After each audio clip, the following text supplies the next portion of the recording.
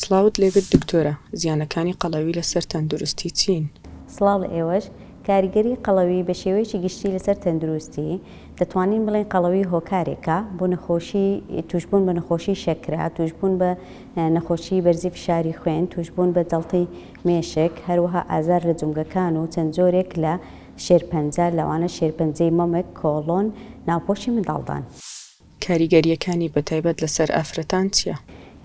کاریگەری قەڵەوی لەسەر ئافرەتانی دووگیان لەوانەیە ئەم ئافرەتانی کە دووگیان و قەڵەون زیاتر لە ئافرەتانی دیکە تووشی بەرزی فشاری خوێن بن، یاخود شەکرە لە ماوەی دووگیانی، یاخود ئەو ئافرەتەی کە قەڵەوە ئەگەری هەیە کۆرپەلەکەی ناوسکی کێشی زیاد بێت، ئەمەش لەوانەیە کاریگەری دروست بکات بۆ کاتی منداڵبوونەکەی.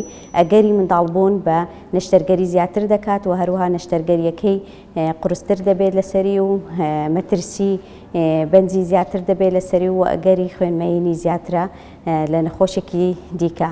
بۆیە ئێمە ئامۆژگاری ئافرەتانی دووگیان دەکەین ئەگەر هاتوو قەڵەون بە پێی ڕێنماییەکانی دکتۆری خۆیان بڕۆن بۆ ئەوەی لە ماوەی دووگیانیەکە کێشیان بە ڕێژەیەکی زۆر زیاد نەکا و یاخود وا باشترە پێش دووگیانەکەیان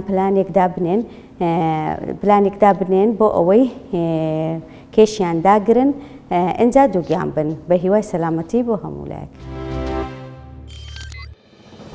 میهرەبانی، دڵسۆزی و لێزانی.